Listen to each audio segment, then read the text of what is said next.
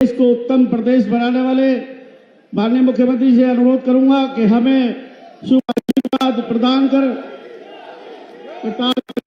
योगी योगी योगी योगी योगी योगी योगी योगी योगी। भारत माता की, भारत माता की, भारत माता की।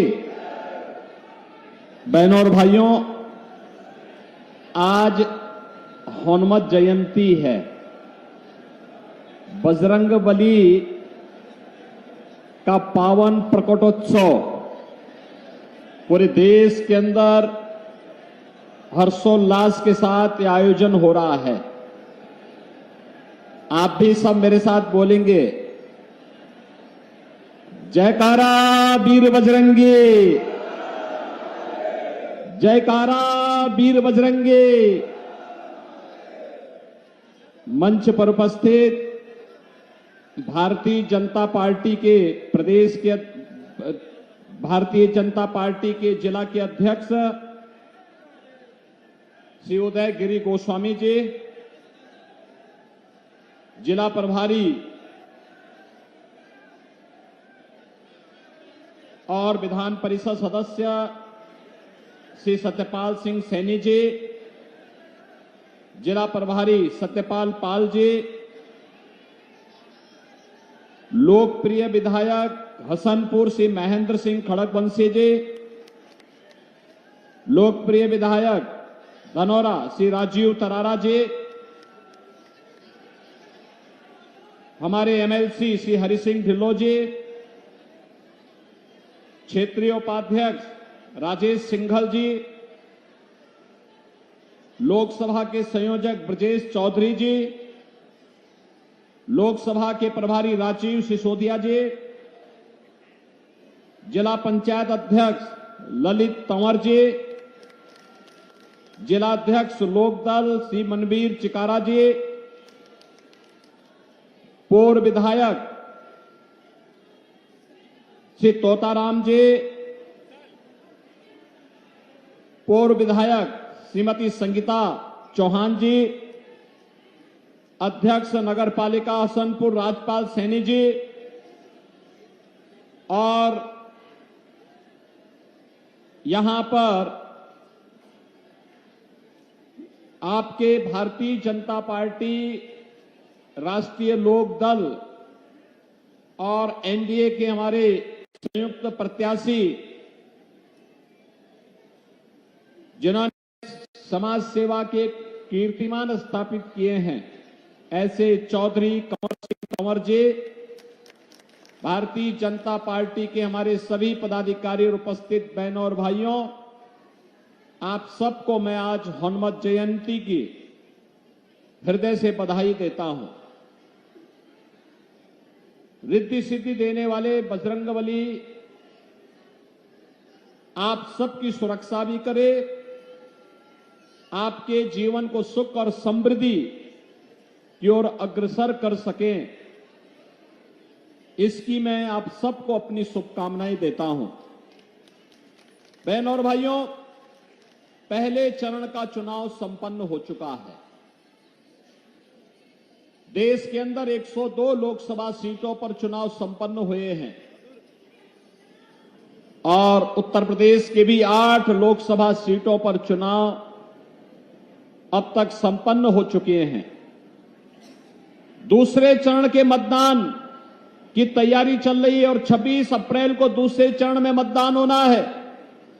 बहनों और भाइयों, पहले चरण के मतदान के बाद देश के अंदर जो रुझान देखने को मिला है, जनता जनार्दन का आशीर्वाद भारतीय जनता पार्टी और सहयोगी दलों को प्रचंड बहुमत के साथ प्राप्त होने जा रहा है और इसीलिए मैं आपका आह्वान करने जा रहा हूं कि देश की जो आवाज है वह आवाज है फिर एक बार, फिर एक बार, फिर एक बार मोदी सरकार का। क्योंकि प्रधानमंत्री मोदी जी ने देश के अंदर 10 वर्ष में देश की तस्वीर और तकदीर को बदलने का काम किया है। देश के अंदर सुरक्षा का बेहतर माहौल दिया है। देश के अंदर विकास के बड़े बड़े कार्य किए हैं। गरीब कल्याणकारी योजनाओं की एक लंबी श्रृंखला दी है। बहनों और भाइयों, याद करिए 2014 के पहले देश के अंदर आतंकी वारदात होती थी, बम विस्फोट होते थे और सुरक्षा का वातावरण था। लोग भयभीत रहते थे। 2014 के बाद आतंकवाद को नियंत्रित किया गया और 2019 आते आते मोदी जी ने ऐसा कार्य किया कि आतंकवाद की जो जड़ थी, कश्मीर की धारा 370, उसी को समाप्त करके उखाड़ फेंक दिया गया और आज भारत में आतंकवाद का नेस्तनाबूद कर दिया गया। बहनों और भाइयों, अब तो कहीं पे जोर से पटाखे का धमाका होता है तो पाकिस्तान सफाई देता है कि नहीं नहीं हमारा हाथ नहीं है, क्योंकि पाकिस्तान को डर है अगर गलती से भी भारत के अंदर आतंकी घटना को अंजाम दिया और किसी निर्दोष नागरिक की जान गई तो लेने के देने पड़ जाएंगे। बहनों और भाइयों, बिनु भय होई न प्रीति, यही है आज देश का दुश्मन भी भारत की ताकत का एहसास कर रहा है। ये किसके कारण? ये किसके कारण? मोदी जी के कारण। कांग्रेस के कारण नहीं। कांग्रेस के समय में तो आतंकी वारदात होती थी, एक कानों में तेल डाल करके चुपचाप सो जाते थे, आंखों में चश्मा लगा करके ये लोग चुपचाप अनदेखी कर देते थे। कहते थे हम देख रहे हैं, देखेंगे। अनदेखी करते हुए भी कहते थे कि हम देख रहे हैं, देखेंगे, और आतंकी अपनी वारदात को आगे बढ़ाता था। और समाजवादी पार्टी तो उससे भी 2 कदम आगे बढ़ गई। इतनी बेशर्मी की इन्होंने, इतनी बेशर्मी की कि जिन लोगों ने अयोध्या में राम जन्मभूमि पर हमला किया था, जिन लोगों ने काशी में संकट मोचन मंदिर पर हमला किया था, उन आतंकवादियों के मुकदमों को समाजवादी पार्टी ने वापस लेने का दुस्साहस किया था। तो हम धन्यवाद देना चाहेंगे न्यायपालिका को कि इन्होंने समाजवादी पार्टी की इस मंशा को पूरा नहीं होने दिया। और उस समय कोर्ट ने तीखी टिप्पणी की थी समाजवादी पार्टी पर, समाजवादी पार्टी की सरकार पर। कहा था आज आतंकवादियों के मुकदमे वापस ले रहे हो और कल बड़ी बेशर्मी के साथ इन्हें पद्म पुरस्कार से नवाज करके देश की जनता की सुरक्षा के साथ खिलवाड़ करोगे, ये नहीं होने देगी न्यायपालिका। बहनों और भाइयों, ये लोग देश की सुरक्षा की क्या बात करेंगे? कौन सी सुरक्षा की लोग बात करना चाहते हैं? और यही बात विकास की मैं करना चाहता हूं। बहनों और भाइयों, हाईवे कैसे बनने चाहिए, अमरोहा से ज्यादा कौन जान सकता है? अमरोहा से दिल्ली की दूरी है मात्र 165 किलोमीटर और 14 के पहले 165 किलोमीटर की दूरी को तय करने में लगते थे 5 घंटे। मोदी जी के नेतृत्व में जब सरकार आई, आज यही दूरी मात्र 2 घंटे में तय होती है, मात्र 2 घंटे में। कांग्रेस आपके समय की कीमत को नहीं समझती थी।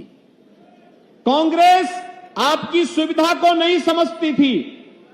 कांग्रेस न रेलवे का विकास कर पाई, न हाईवे का विकास कर पाई, और आज तो हम अमरोहा जनपद को गंगा एक्सप्रेसवे के साथ जोड़ रहे हैं। अब दिल्ली जाना होगा तो 1.5 घंटे में, और लखनऊ जाना होगा तो 4 घंटे में, प्रयागराज जाना होगा तो 6 घंटे में आप प्रयागराज की दूरी भी पूरा कर सकते हैं। बहनों और भाइयों, गंगा एक्सप्रेसवे की एक सौगात भी इस जनपद को प्राप्त हो रही है। रेलवे हो या हाईवे, एक्सप्रेसवे हो या फिर हर घर नल की योजना, 1 डिस्ट्रिक्ट 1 मेडिकल कॉलेज की बात हो, या देश के अंदर वर्ल्ड क्लास जो सुविधाएं हैं, इन सभी को आगे बढ़ाने के लिए किस हद तक कार्य हुए हैं, आज ये अभिनंदनीय है। देख सकते हैं विकास आज बोल रहा है, ये सभी मोदी जी के कारण। और गरीब कल्याणकारी योजनाओं की बात तो क्या करना। कांग्रेस ने 1970 में नारा दिया था गरीबी हटाओ का, गरीबी हटाओ। बहनों और भाइयों, गरीबी तो नहीं हटी। हां, एक परिवार को देश के संसाधनों को लूटने की पूरी छूट मिल गई थी, पूरी छूट मिल गई थी।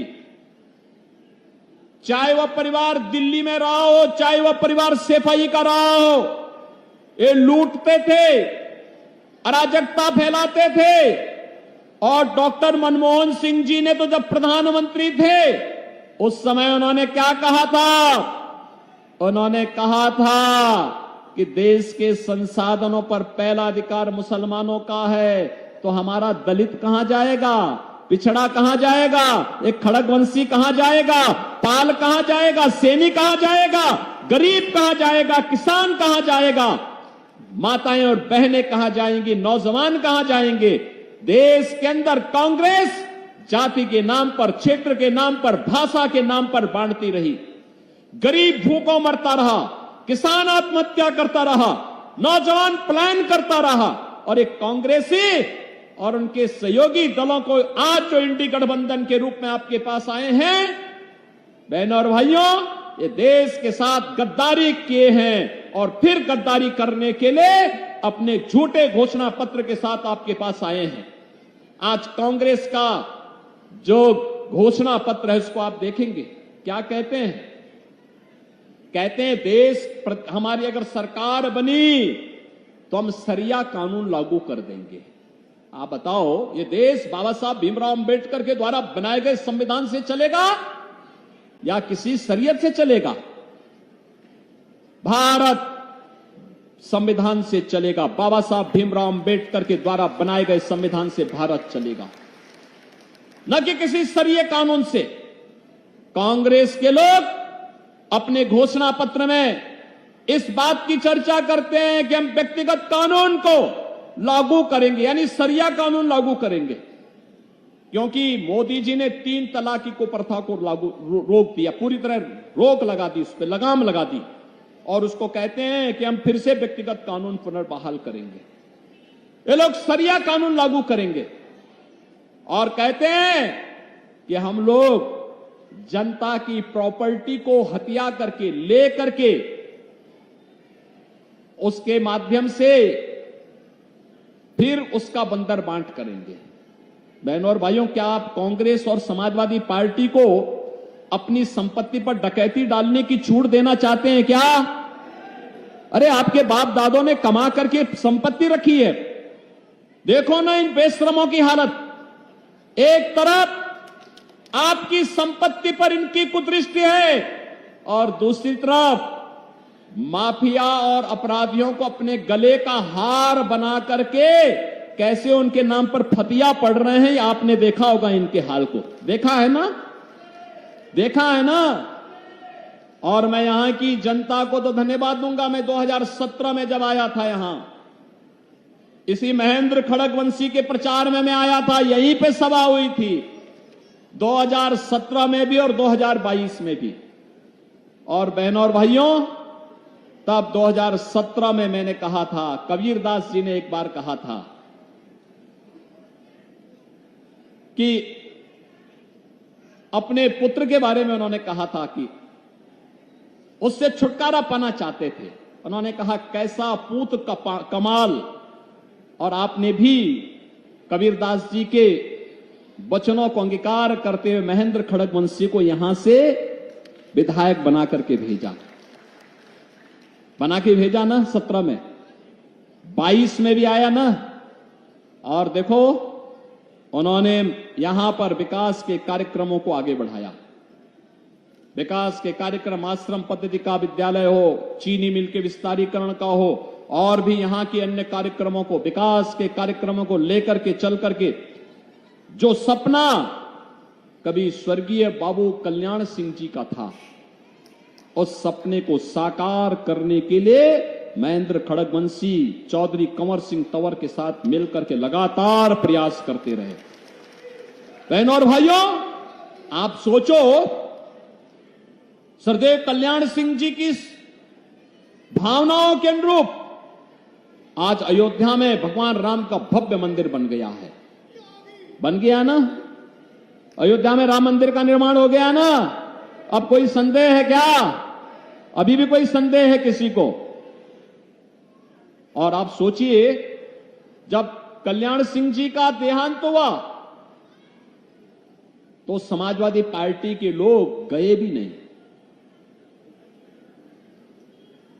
अपमान क्या था इन्होंने स्वर्गीय कल्याण सिंह जी का। और इसीलिए आज मैं आपसे कहने के लिए आया हूं कि गरीबों के हकों पर डकैती डालने वाले आज मोदी जी के शासनकाल में 80 करोड़ गरीबों को फ्री में राशन की सुविधा का लाभ मिल रहा है। क्या किसी का चेहरा देख करके राशन दिया जा रहा है? गरीब, दलित, वंचित, अति पिछड़ा हर जाति का गरीब जो भी होगा उसको राशन मिल रहा है। और जो बचे होंगे उनके भी फॉर्म भरे जा रहे हैं। कहा जा रहा है इसके बाद 100% सैचुरेशन की तरफ हम लोग चलेंगे। सैचुरेशन के लक्ष्य को पूरा करने के लिए जो वंचित होगा सबको मिलेगा। 60 करोड़ गरीबों को 5 लाख रुपए की आयुष्मान भारत की सुविधा। और अब तो हमने ये भी व्यवस्था की है कि जिसके पास आयुष्मान भारत का कार्ड नहीं बन पाया, मेरे पास मेरा कोई विधायक, कोई पदाधिकारी या पीड़ित भी पत्र लिख देता है तो मैं उसके जनधन अकाउंट में सीधे लखनऊ से पैसा भेज देता हूं कि भाई उपचार करा लो, कोई समस्या नहीं, सरकार उनकी है। बहनों और भाइयों, मोदी जी ने 50 करोड़ गरीब परिवारों के जनधन अकाउंट खोल दिए। क्या कर रही थी कांग्रेस 60-65 वर्षों तक? समाजवादी पार्टी की 4-4 बार सरकार थी, क्या कर रहे थे लोग? मोदी जी ने 12 करोड़ परिवारों के घर में शौचालय बना दिए। 10 करोड़ गरीब महिलाओं को, 10 करोड़ परिवारों को रसोई गैस का फ्री में कनेक्शन उपलब्ध करवा दिया। 12 करोड़ गरीबों के घर में शौचालय बना दिए गए। 4 करोड़ गरीबों के मकान बनाए गए और कहा है भी 3 करोड़ और लोगों को मकान देंगे। 3 करोड़ अगले 5 वर्ष में 3 करोड़ अन्य लोगों को। 3 करोड़ का मतलब 300 लाख।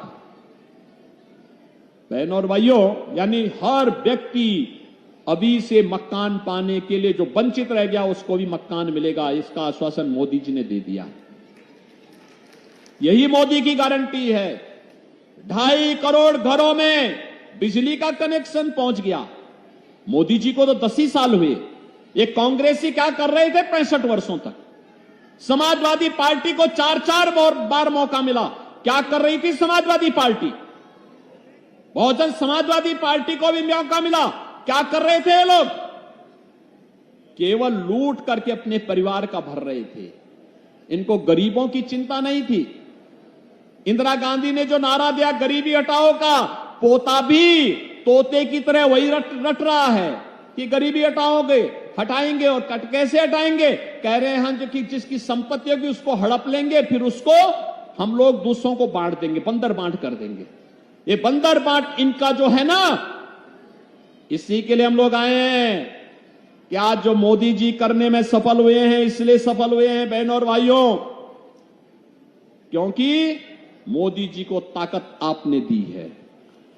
1 वोट की ताकत है। ये 1 वोट की ताकत आतंकवाद ला सकता है अगर गलत हाथों में जाएगा। और यह आतंकवाद को सीमा पार ही निपटा देगा अगर भाजपा को यह वोट जाता है तो। आज आप देख रहे हो ना, पाकिस्तान जो सफाई देता है वो एक ही सफाई देता है, कहता है कि भारत ने हमारे देश के सभी आतंकवादियों को एक एक करके चुन चुन करके मार दिया है। तो क्या आतंकवादियों की आरती उतारेंगे क्या? यही तो करना है हम लोगों को। भाजपा को पड़ने वाला एक एक वोट आतंकवाद को सीमा पार ही निपटा देगा। आपको आपका भाजपा को मिलने वाला एक एक वोट बेटी और व्यापारी को सुरक्षा की गारंटी दे देता है, कर्फ्यू से मुक्ति और कावड़ यात्रा को ले चलने की गारंटी भी दे देता है। बहनों और भाइयों, आपका एक वोट गरीब के जीवन में परिवर्तन ला करके कांग्रेस के समय में गरीबी बढ़ी और मोदी जी के 10 वर्ष के कार्यकाल में 25 करोड़ लोग गरीबी रेखा से मुक्त होकर के खुशहाल जीवन जीने के लिए आगे बढ़े हैं, विकास की प्रक्रिया के साथ आगे बढ़े हैं। और कांग्रेस अपने घोषणा पत्र में कह रही है जो 25 करोड़ लोग गरीबी से मुक्त हुए हैं इनको फिर से गरीब बनाएंगे। क्या आप ऐसे कांग्रेस को वोट देंगे? और तो और पिछली बार जो धोखा हुआ, आपने जिस व्यक्ति को सांसद चुना वह व्यक्ति तो भारत माता की जय भी नहीं बोलता। और पिछली बार किस चुनाव चिन्ह पे आया था, इस बार फिर दूसरे चुनाव चिन्ह पे आ गया।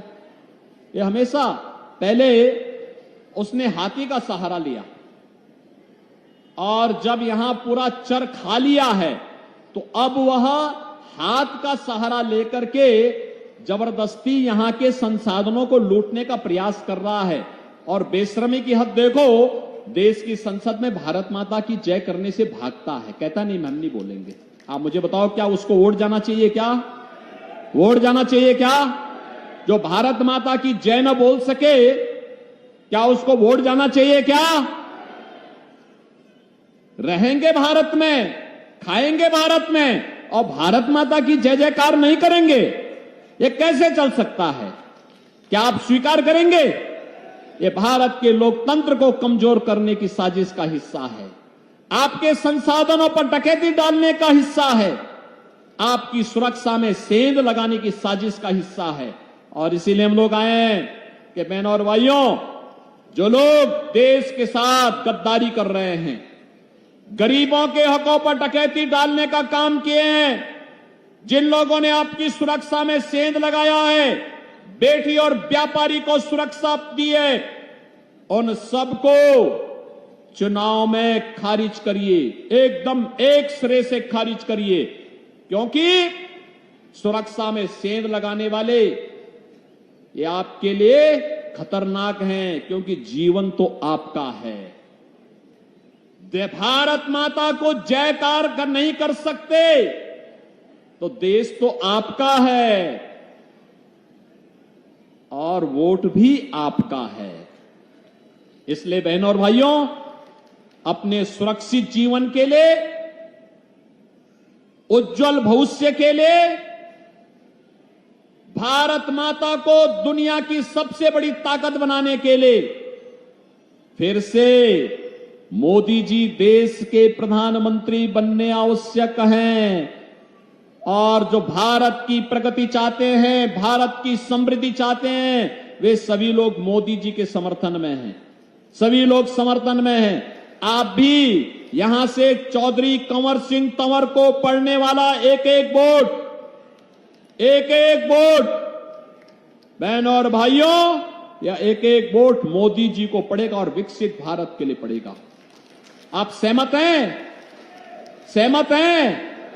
चौधरी कंवर सिंह तंवर को पड़ने वाला कमल चुनाव चिन्ह पर एक एक वोट मोदी जी के खाते में जाएगा और विकसित भारत की आधारशिला बनेगा। आप भी सहमत हैं इससे? हमारा देश समृद्ध होना चाहिए, हमारा देश मजबूत होना चाहिए, हमारा देश सशक्त होना चाहिए, आतंकवाद से मुक्त होना चाहिए, हमारा देश किसी भी प्रकार की अराजकता से मुक्त होना चाहिए। सब सहमत है ना? तो 26 अप्रैल को पहला काम मतदान, पहला काम। और आपको 2 दिन का समय और प्रचार के लिए मिल रहा है। इस दौरान घर घर जाकर के घर घर जाकर के बोलेंगे हनुमत जयंती है, और हनुमान जी के आराध्य प्रभु राम को अयोध्या में विराजमान कराने का काम भी मोदी जी ने किया है। तो बोलेंगे जो राम को लाए हैं, क्या बोलेंगे? जो राम को लाए हैं हम उनको लाएंगे, बोलेंगे ना? सभी सहमत हैं ना? और कमल खिलाएंगे, ये भी बोलेंगे ना? सभी लोग सहमत हैं? तो चौधरी कंवर सिंह तंवर भारी बहुमत से विजयी बनकर के जाएंगे। तो फिर मेरे साथ बोलेंगे भारत माता की, भारत माता की, भारत माता की।